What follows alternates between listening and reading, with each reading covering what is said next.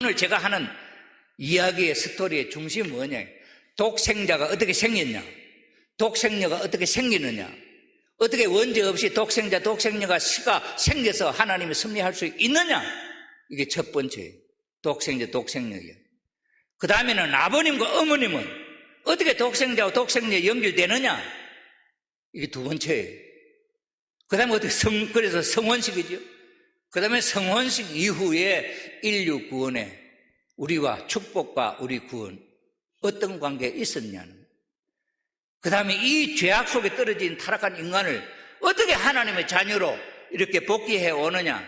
1:1 탄감 복귀에 어머님의 위상 변화와 더불어서 타락 인간의 위상 변화를 보여줘. 이것이 오늘 우리까지. 이게 어머님의 4대 성물 축복 성원 56주년 때 주신 그 말씀, 천일국 섭리와 연결돼가지고 오늘 우리의 위상, 형님 나가고, 저기는 참가적이니 하고, 여기 또 도집사 집단이 있고, 어쩌고. 오늘 이게 말씀이에요. 오늘 우리 여러분들이 진짜 정체성을 갖고 참 사람이 되었냐, 못 되었냐에 대한 심판의 자리에 우리가 서 있다. 내가 정말 확실하게 참부모님의 가르침 속에 정통으로 오늘 서 있는 나 자리, 제2의 참부모님이 될 수 있는 정체성이 내 속에 있는 나, 이걸 우리가 알아야 돼요. 10분만 쉬었다가 하겠습니다.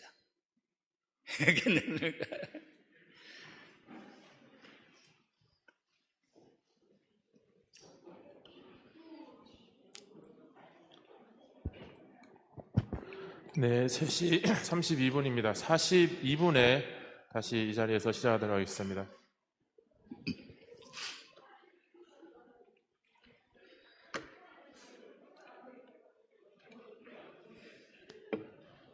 다시 시작할 때는 그냥 교진이 좀 자연스럽게.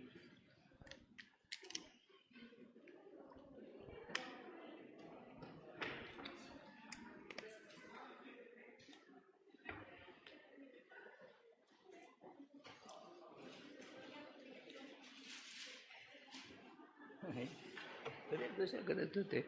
그대로 둬도 되면. 왜 물 부어놨어?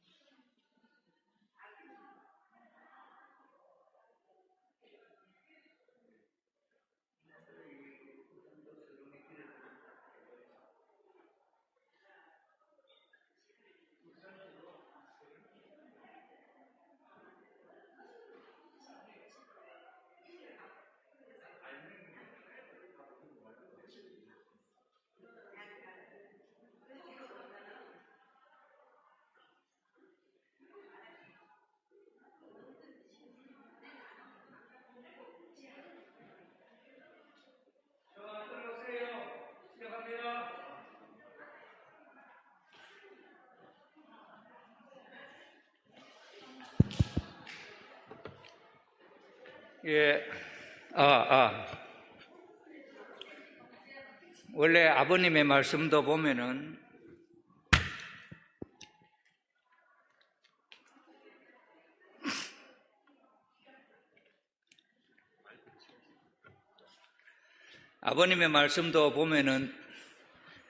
중요한 말씀은 슬쩍 넘어가시더라. 그래서 나중에 말씀을 연구하는 분이 그걸 찾아내가지고, 응? 왜? 여기 물 많이 있어. 나 물 마시면 돼.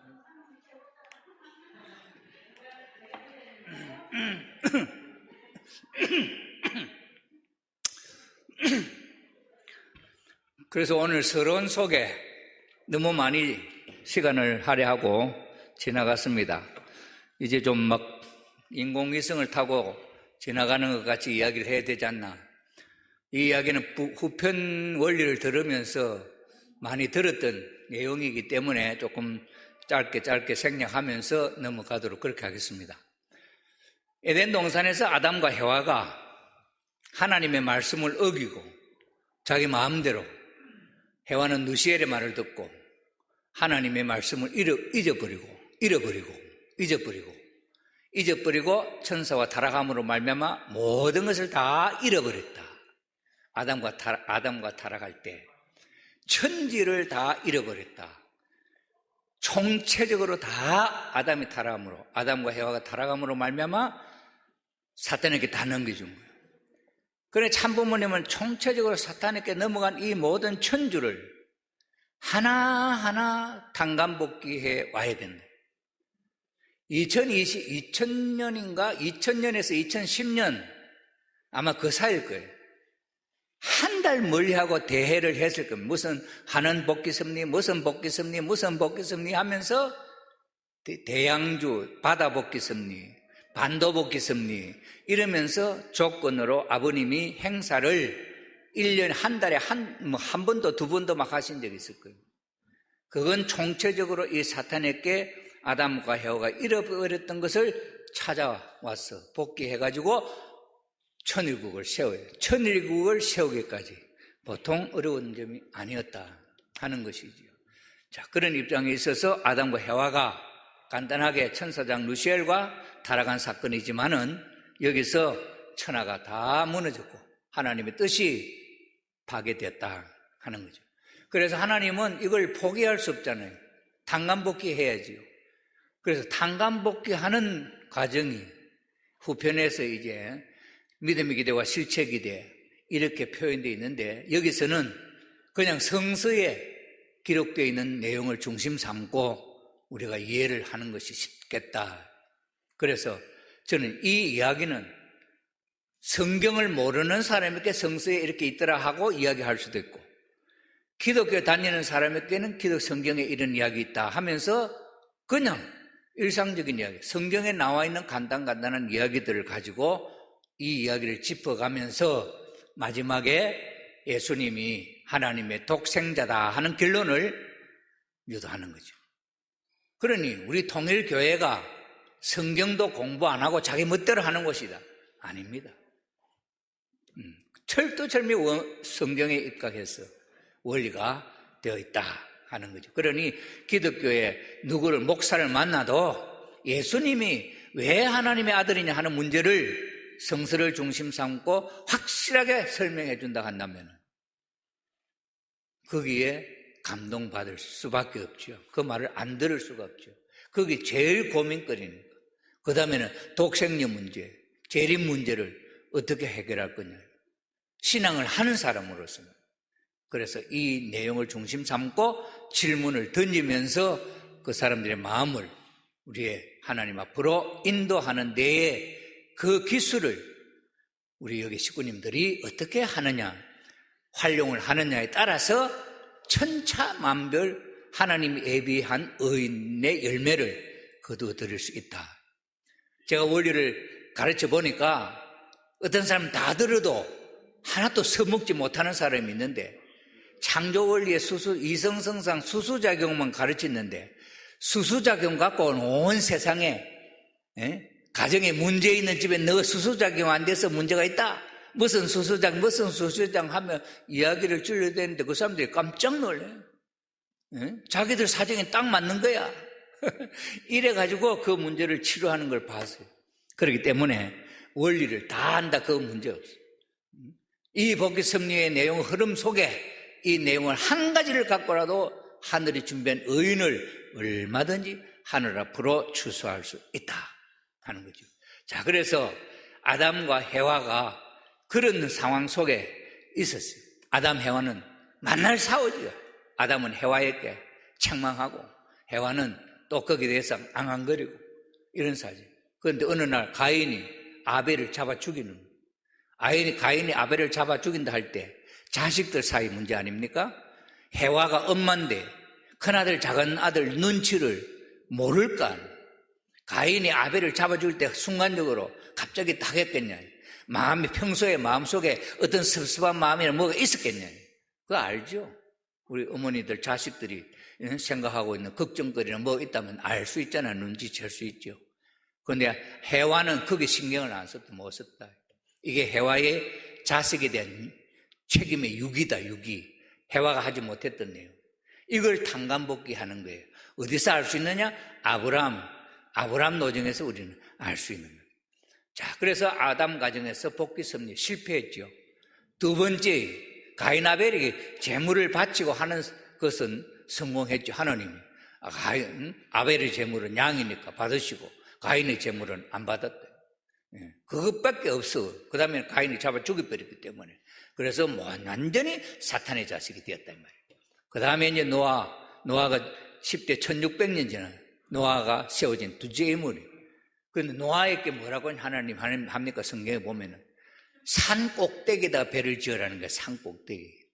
그러면서 세상의 홍수 심판으로 이 세상을 멸망시킨다. 그러면 세상을 홍수로 물로서 세상을 죽인다고 하니 배를 어디다 만들어야 되겠냐? 산 꼭대기에다 만들어야죠. 그렇게 생각해보면 하나님이 엉터리 같은 소리 아니지. 노아가 산 꼭대기 120년 동안 방주를 지었다. 일반적으로 생각해보세요. 배는 어디서 지어야 되냐? 우리의 관념 속에 배는 바닷가나 강가에서 지어야 되잖아. 그것이 일반적인 생각인데 하나님은 산 꼭대기에다 배를 지어라 했단 말이에요. 그럼 사람으로서 믿을 수 있는 이야기냐? 못 믿을 이야기냐? 못 믿을 이야기지. 그럼 왜 이런 이야기를 했겠냐, 하나님?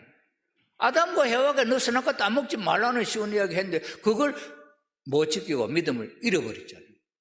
그러니 믿음을 잃어버린 것을 찾는 조건으로 하나의 조건이 있어야 됩니다. 그러니 노아에게 너 산꼭대기에다 배 지어라.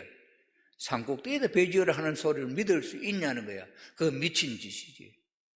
홍수 심판으로 배가 물이 차 올라올 것에 대한 생각을 할 수 있으면은 그런 생각이 나올 수 있겠지만은 그냥 홍수 심판으로 세상을 죽인다 하는 거야. 그러면서 산꼭대기 배를 지어라 하니 노아밖에 그 이야기 안 믿은 거지. 어떻게 되는 거 상상했는지 안 했는지 성경에 없으니 모르고.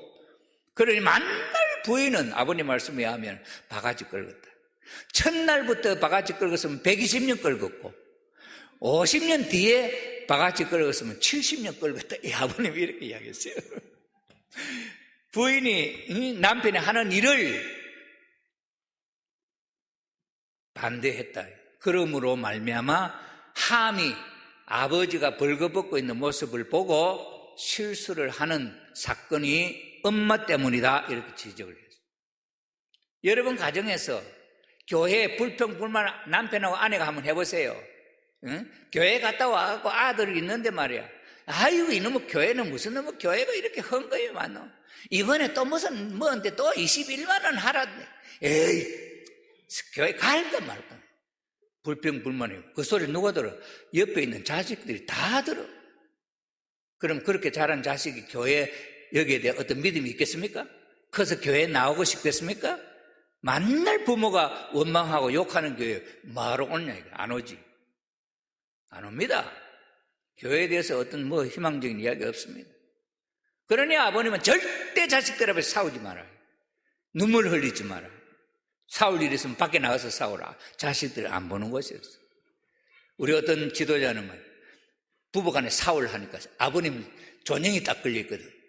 그러니 사울 섬에서 존영을 딱 떼가지고는 딱 엎어놓고 사울 하니까 색시가 히히 웃더라는. 응? 양심이 있어 아버님 앞에서는 못 사귀었구나. 그래 화해가 됐대. 싸우지는 않았다 그러는데 우리의 삶 속에 그러니 노아의 부인이 남편을 믿지 않아서 함이 그런 실수를 하게 됐다 하는 것이 아버님의 말씀 속에 있지요. 그래서 노아 가정도 120년 동안 믿음을 세웠던 그 모든 것도 다 무너지죠. 그 다음에는 또 세 번째 이제 세워진 인물이 누구냐? 아브라함이잖아요. 아브라함은 10대 400년이에요. 여기서 노아로부터 아브라함 때까지 인간 수명이 900년 살던 사람이 100년도 못 살게 된 거예요. 수명이 단축이 돼요. 왜 그랬을까? 하나님이 타락한 인간이 미워서 아니에요. 빨리 구원하려고. 이 타락한 인간을 빨리 구원해서 천국을 만들고 싶어요. 1년에 막 천년씩 살아보십시오. 이 10대 지나가려고 하면 또 막 수없이 천년만 지나가잖아. 그러니까 10대에 400년으로 줄인 거예요. 그럼 1대 40년이에요. 인간의 수명이 어느 정도 됐겠어요? 한 5, 60세 되면 죽는 거지. 지금은 1대를 얼마 잡아? 보통 30년 잡아요. 30년. 1대. 예? 이렇게 볼 때 10대 400년 만에 찾아 세운 인물이 아브라함이에요. 아브라함은 어떤 사람이에요? 우상장사 데라의 아들 아닙니까? 장자. 하나님이 좋아하는 가정입니까? 우상을 만들어 파는 집에 아들을 데려오는데 여러분 같으면 우상을 파는 집에 아들을 데려오겠냐? 착하고 잘 믿음 좋은 사람한테서 데려오지. 그럼 이건 왜 그랬냐? 하나님이 좋아하는 아담도 노아도 뺏어갔다 이 말이에요. 그러니 하나님이 사탄이 좋아하는 아들 뺏어오는 거예요. 그래서 아브라함은 데라, 우상장사 데라의 장남을 뺏어왔다. 그런 우상장사 아브라함이 데라의 아들이 하나님 말을 잘 믿었다. 그것도 참 귀하잖아요. 아마 자기 아버지 하는 일이 불만스러웠던지 모르지. 그래 하나님 시키는 대로 잘 따라가는 거지. 이래서 아브라함이 불륜받았는데 세 번째라. 하나님은 소생장성하는 세 번째 삼수 섭리를 하잖아요. 그죠?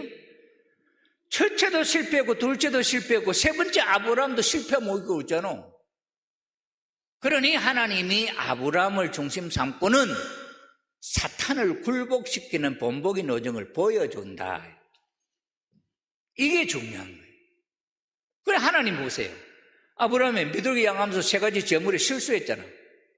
애정론에서 실수한 사람 하나님 다시 안 써. 그런데 아브라함을 서는 거야. 하나님. 설 때 뭐라 합니까? 너 아들 이삭을 번제로 드려라.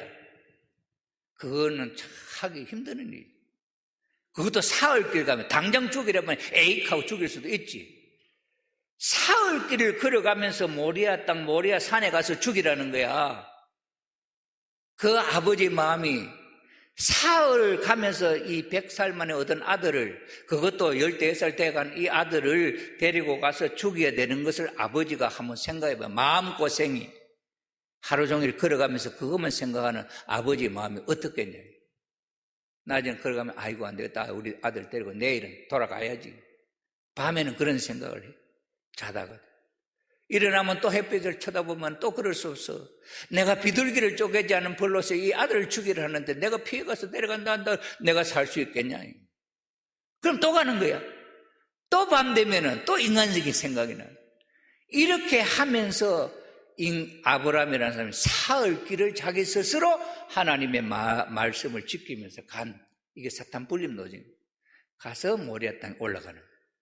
아들이 아버지 불하고 나무는 있는데 제사거리는 어디 있습니까? 산에 올라가면 있다.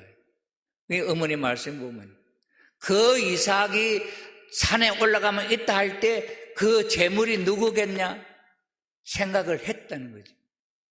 어머니 말씀에, 요즘 말씀에. 그래서 산에 올라가서 돌산을 닦고 산에 나무를 쬐놔놓고는 자기를 잡으려 하는 거예요. 아버지가 자기를 묻고. 그럼 이삭이라는 놈이 15살 문에 도망가지. 인간적인 생각이면. 이미 아버지의 생각을 읽은 거지. 산에 올라가면은 하나님이 예배에 두었다. 그래 올라갔는데 자기를 묻고 자기가 하나님 앞에 드려져야 할 제물이다. 순종해야 되느냐 불순종해야 되느냐. 순종해야지. 이런 효자 자식이 누구 뱃속을 통해서 났어요? 아브라함의 부인 사라를 통해서 난 거예요. 이건 해와 복귀할 때 이야기를 다시 좀 하겠습니다. 이 이삭이 효자야. 효자 중에 효자야. 하나님이 여자를 달아보고 100살의 아들을 준 효자 자식이에요. 이 아들을 아브라함이 죽이려는 거예요. 그 아버지의 마음을 읽었어. 죽는 자리에서도 순종하는 그 모습이 하나님이 죽이려 하겠냐? 칼을 들고 치려 할 때 이미 이 자식은 아버지 앞에 순종하는 목숨을 내놓은 자식이고 아브라함도 하나님의 말씀을 지키려고 하는 순간인데 둘 다 하나님의 말씀에 순종하는 사람인데 하나님이 죽이려 하겠냐? 아브라함아 참아라. 이렇게 살려낸 인물이 이삭이죠. 이래서 이삭이 아버지가 잘못했던 것을 이삭이 그 자리에서 하나님의 법칙의 원칙대로 하나도 한치도 어긋난 게 없어요. 원리적으로는 애정론에서 실수한 사람을 설 수 없잖아. 그런데 이 이삭을 갖고 제물을 바쳐라. 더 큰 조건으로, 비둘기 쪼개는 것보다 더 큰 조건으로 그걸 하면서 아브라함하고 이삭이 한 마음이다 하는 것으로 사람을 바꾸쳤다 이 말이에요. 그래서 이삭은 아브라함의 후신이다. 아브라함과 똑같은 사람이다. 개체는 다르지만은 하나님이 볼 때는 이삭은 아브라함이다. 다시 회복된 아브라함이다. 그래서 아브라함, 이삭에게 번제를 아브라함이 들으려고 했는데 그게 이삭이었는데 산 밑에서 무슨 소리가 나는 거예요. 부석부석 나는 거예요. 가보니까 양이 뿔이 걸려가지고 걸려있더라. 그 누가 예배한 거야? 하나님 예배한 거잖아요. 그 놈을 이삭하고 아버지가 잡아다가 하나님 앞에 제사를 지냈다. 이거 성경책 이야기잖아. 이렇게 해서 아브라함과 이삭이 그렇게 해서 아버지가 잘못한 것을 이삭이 복귀한 거예요. 그래서 이삭이 믿음의 기도를 세우는 제물을 잘 바쳤어. 실제 기도를 하는 게 누구야? 이삭의 아들 에서와 야곱이. 이 에서와 야곱이 형제가 하나 되어야 된다. 이 하나 되는 실체 헌재가 여러분 보세요. 가인과 아벨은 갈라놓았지만 원래 이 성격이 어디에 있었던 사람이야? 아담 속에 있었던 성격이에요. 아담 속에 있었던 악한 성격이 가인이고 아담 속에 있던 선한 성격이 아벨이에요. 마음속에서는 싸워도 죽여도 어느 놈이 죽었는지 안 나타나. 이놈이 밖에 나오면 이게 역사를 하는 거예요. 여러분 뱃속에 있을 때 똥은 냄새도 안 나잖아요. 이놈이 밖에 나오면 이게 막 역사를 하잖아요. 이게 실제로 가인 아벨이 딱 갈라져 나오니까 이게 내 속에 있었는데 이놈이 싸우고 죽이는 거야. 가인이 아벨을 죽이는 거예요. 이게 누가 누구를 죽이는 거야? 내 속에 있는 선한 악한 마음이 내 속에 있는 악한 마음을 선한 마음을 죽였다. 그럼 내 속에서는 죽인 겁니다. 악한 마음이 더 세니까 악한 선한 마음은 나오지도 않아 가만히 있어 버리니까 죽었는지 살았는지 모르지 안에서는. 그러나 밖에 이놈을 꺼내놓고 나니까 이놈을 막 죽이더라. 원수라고. 이게 오늘 좌우로 갈라지고 너와 나와 갈라진 사연이 돼. 그러니 불교에서는 너가 나다는 거야. 그 말이 틀린 말 아니잖아요. 가인이 아벨부터 너는 나고 나는 너다 이 말이야. 가인 아벨은 아담이잖아. 아담을 반쪽으로 갈른 거거든. 그러니 이게 불교 사상에도 들어가 있고 이게 이제 원리적으로 다 규명이 되는데 이 가인 아벨, 그래서 에서와 야곱이 그런 사이도 말이에요. 이 성악으로 가인 아벨이 죽이려고 하는 그런 사이인데 이게 상둥이 형제니까 조금 완화가 됐지. 그런데 어느 날 에서가 사냥 갔다가 배가 고픈데 야곱이 팥죽을 끓이고 있어. 그러니까 에서가 팥죽 한 그릇 달라 하니까 안 된다. 그럼 뭐가 안 되냐? 나보고 형님이라 그래. 야곱이가 나보고 형님이라 그래. 이게 스토리가 어째서 야곱이가 형님이라 하라 하는지 누가 시켰는지 모르지. 내가 기도할 때 왜 아버님 왜 내가 누굽니까 하는 건 누가 시키지도 않는데 내가 꺼내서 했지. 야곱이가 나보고 형님이라 해라는 소리를 그 엄마가 시켰을까? 자기가 생각한 것일까? 생각을. 우리도 해볼 수 있죠. 그건 가상이지만. 그러나 야곱은 나보고 형님이라 해래. 이게 나이 차고 많은 것들만 잡아 죽여버리지. 이놈의 동생이 버릇, 이놈이 어디 있냐고. 형님도 몰라고. 그랬겠잖아요. 그런데 이 여서는, 야, 내가 배고파 죽겠는데 뭐, 너 형님, 니 해라. 이래버렸단 말이에요. 말로. 그러니까 야곱은 팥죽을 덜렁 줬지. 왜? 너 형님을 하라 했으니까 팥죽을 줘야 형님이 내게 되지. 팥죽 안 주고 말로 하면 아무것도 안 주면 안 되지. 옛날에 제가 어떤 형님이 72가정인데 사주 관상을 봐준다 그래. 그런데 그 옛날에 그 김유신이 만난 그 부인들 있잖아요. 언니가 꿈을 꿨다고. 그지요? 오줌을 넣는데 뭐 어쩌고 온 세상에 뭐 좀 받아. 그러니까 동생이 언니야 그 꿈 내한테 팔아라. 그래 꿈을 돈 주고 샀어. 그래 그 꿈이 누구 꿈이 돼? 동생 꿈이 돼버렸어. 나중에 왕비가 되잖아. 그 이야기가 있잖아. 그래서 내가 관상 뭐 사주팔자 뭐 이야기하는데 좋은 이야기 하는 게 그 사주 내가 샀다 하고 돈 줬지. 그러면 그 사주가 내 거 된 거지. 응? 샀으니까. 여러분들은 그런 지혜가 있습니까? 누가 좋은 이야기 해주면 또 여러분에게 목이 있다 한다면 감사 헌금을 내야지. 그래야 자기 것 되지. 감사 헌금도 안 하고 복 받으려고? 안 되지. 이번에 어머님 탄신 기념일에 21만 원 헌금하라는데 감사한 마음으로 하지 않고 찡얼찡얼하면서 뭐 쪼달쪼달하면서 그거는 복 못 받아. 해도 그거지. 그러니 이게 에서와 야곱의 노정에서 야곱이가 지혜롭게 나보고 형님이라 하라 했잖아. 조건을 샀잖아요. 아버지가 장남에게 축복을 해주려 하는데 엄마가 말이야. 야 네가 받아라. 네가 아까 형님 됐잖아. 그럼 야곱은 아이고 안 된다네. 겁이 많아가지고 내 시키는 대로 해라. 엄마가 도와줘가지고 아버지 앞에 아버지가 좋아하는 음식을 차려가갖고는 축복 받잖아요. 소리는 들어보니 야곱인데 이놈 한번 만져보자. 만져보니 다 털도 있고 이놈이 애쓰네. 냄새도 한번 맞아보자. 이삭의 냄새네. 왜? 이삭이 옷을 입었거든. 엄마가 다 그렇게 시켜줬잖아요. 그래가지고는 잡숫고는 흠뻑 축복을 해줬어. 이삭이 알았을까 안 몰랐을까? 일단은 했죠.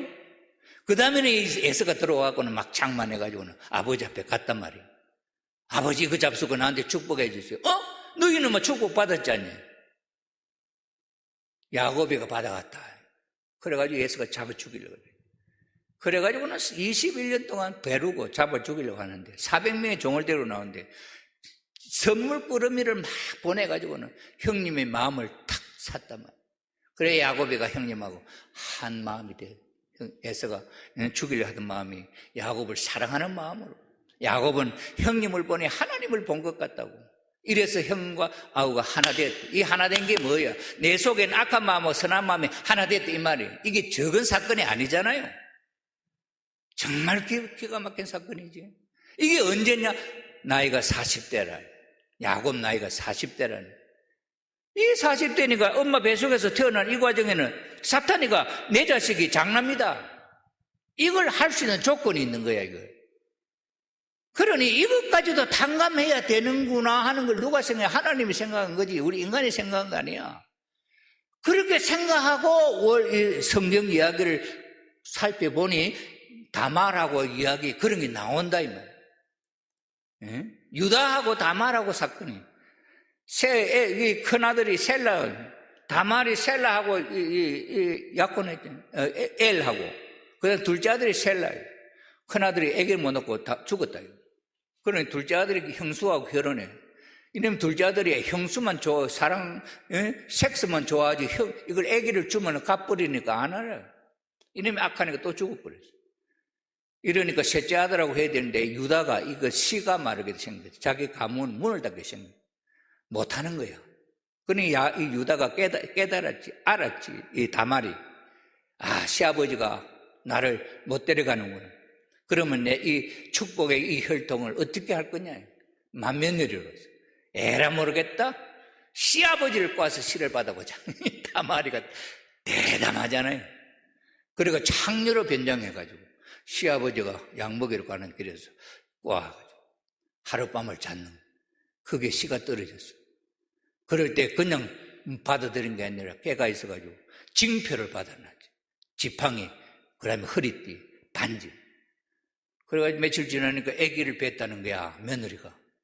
유다가 화가 날 거 아니에요? 잡아다가 문초로 죽이려고 돌멩이를 던져 죽이는 거야. 야, 너 누구하고 그래서 아기 낳냐? 아기 가졌냐? 말해라. 그때 이 다말이가 징표를 내놓는 거예요. 이 물건의 주인이다. 그러니 유다가 보니까 자기 거네. 그리고는 다시는 며느리 방에 안 갔다.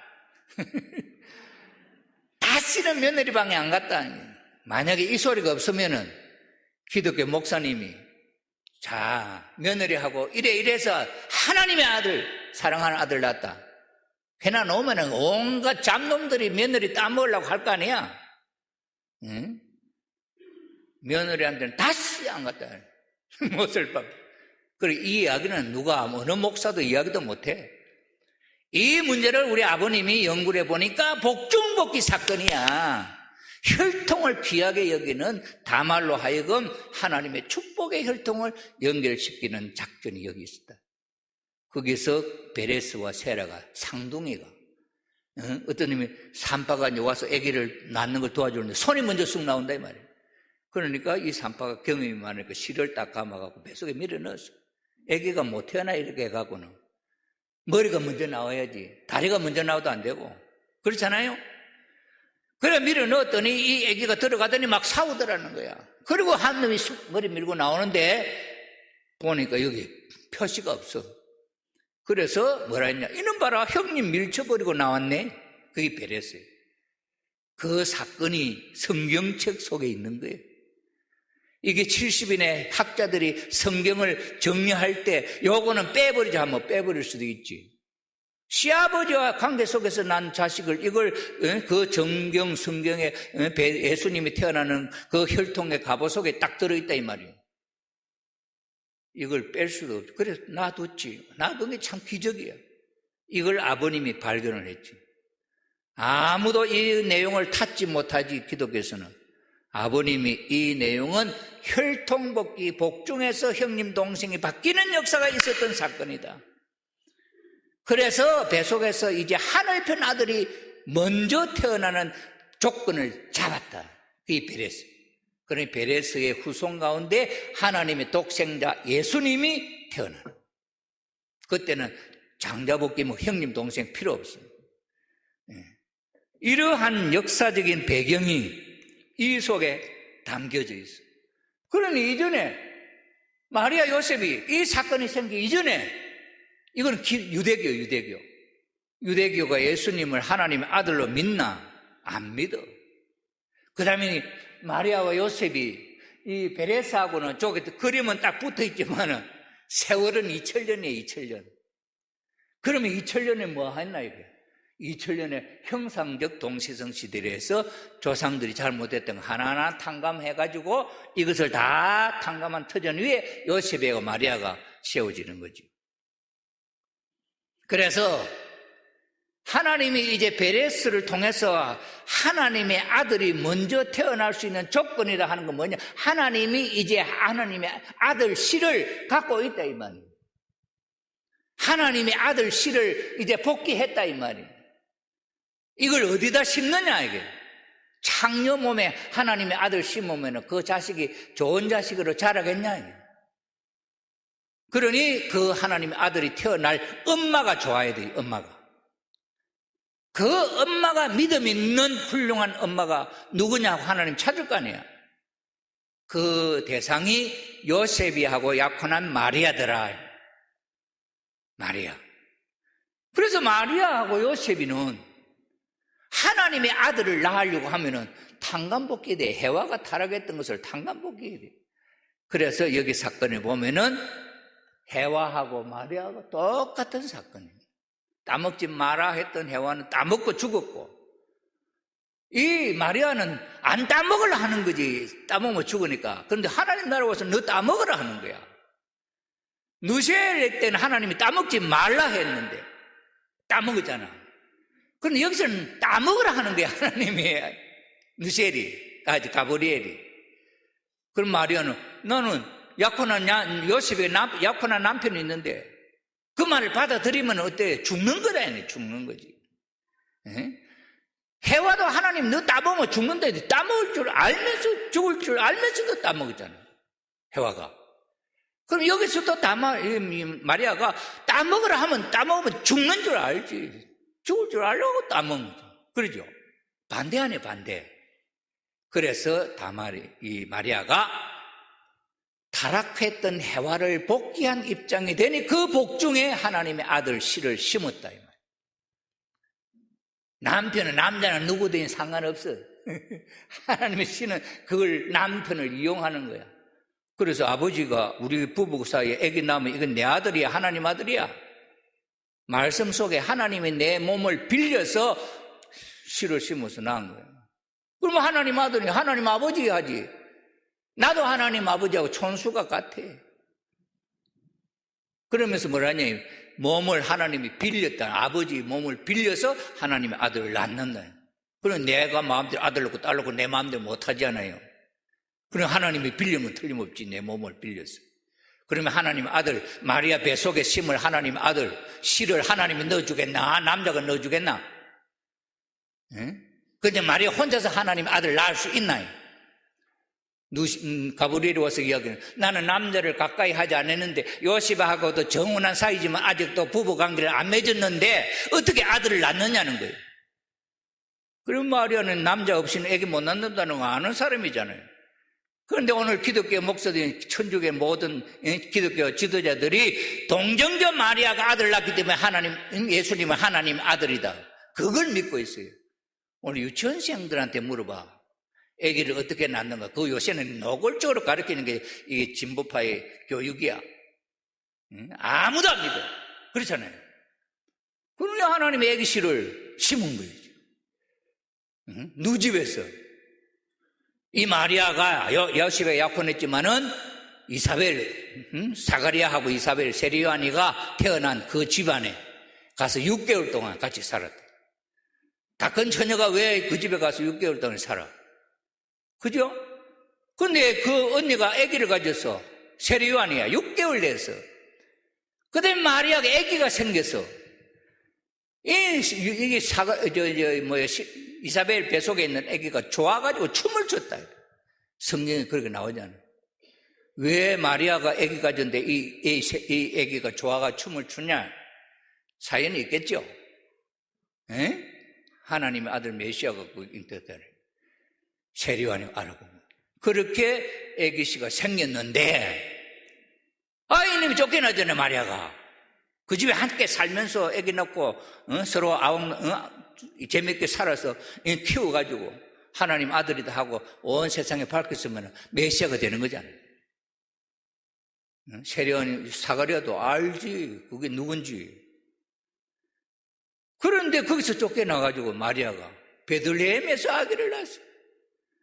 예수님의 아들, 하나님의 아들이 태어난 배경에 얼마나 가슴 아픈 사연이 많아요.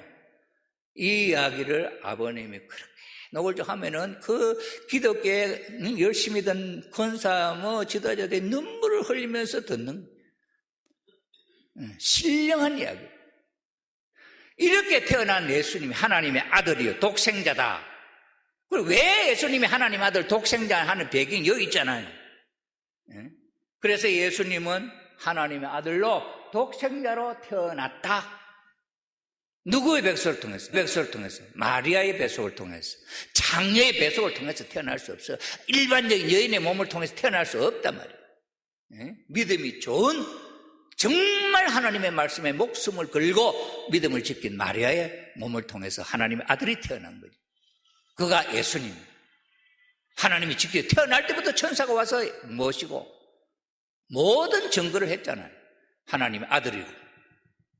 하나님 아들 태어난 예수님이 30년 사시면서, 그래, 이거 봐요. 성경에 이 성경이 요한복음 5장 39절만 보세요. 이 성경이 나를 증거하는 것이다. 이 성경이 뭡니까?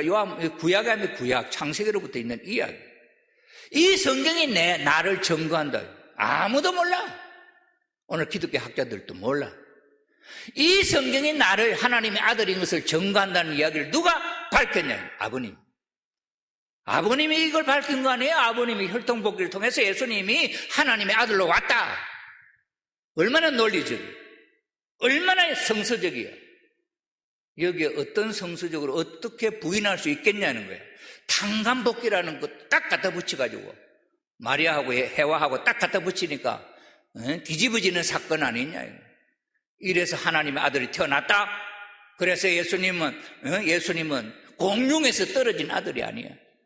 혈통을 탄감복귀한 복중에 하나님의 애기씨를 심어 남자의 꼬치를 이용하는 건 누구든지 할 수 있다. 그러나 대제사장 사가랴, 백세의 아들 낳을 수 없는 사가랴가 너 애기를 갖는데 아들 낳는다 할 때 웃었잖아. 자기도 늙었고 자기 색시도 늙어서 이사벨도 애기를 낳을 수 없어. 그런데 애기를 낳았잖아요. 세리요한이. 그러네 사가랴의 아들이야, 하나님의 아들이야. 여러분 생각할 때는 어떻게 평가할 수 있어요? 애기씨를 하나님이 주었으니까 하나님 아들이지 사가랴 아들이야?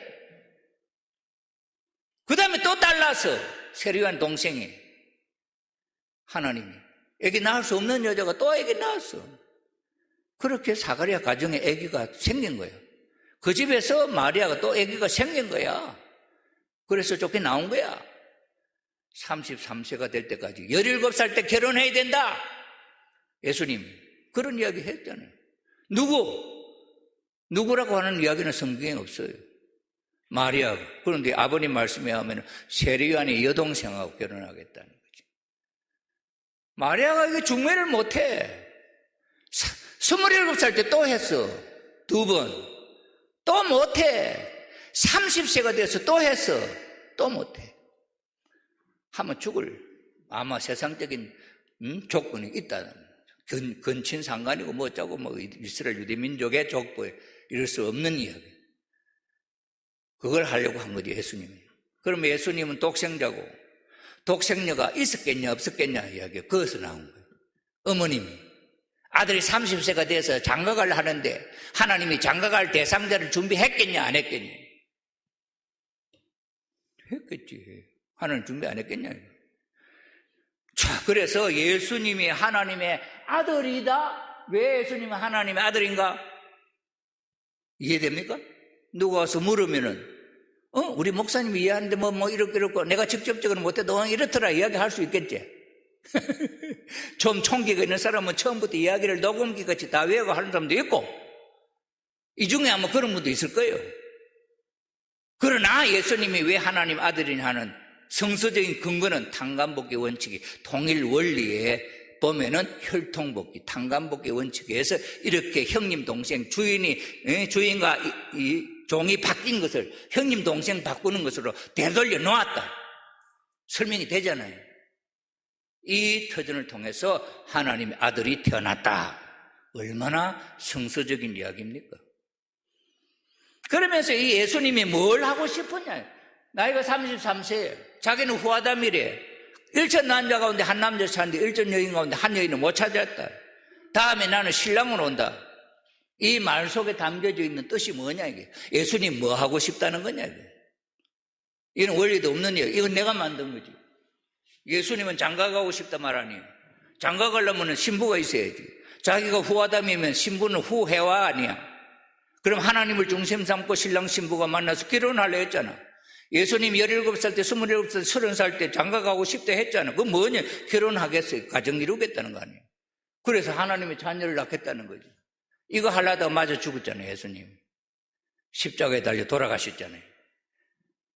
그렇다고 한다면은 예수님이 돌아가시고 신부는 신랑도 만나지도 못하고 신랑은 신부 만나지도 못하고 하고 싶어서 말만 꺼냈다가 죽었대요. 그러면 신랑은 예수님은 독생자라 하는 걸 우리 아는데 신부는 그럼 독생녀는 하나님 어떻게 준비했냐 이거예요.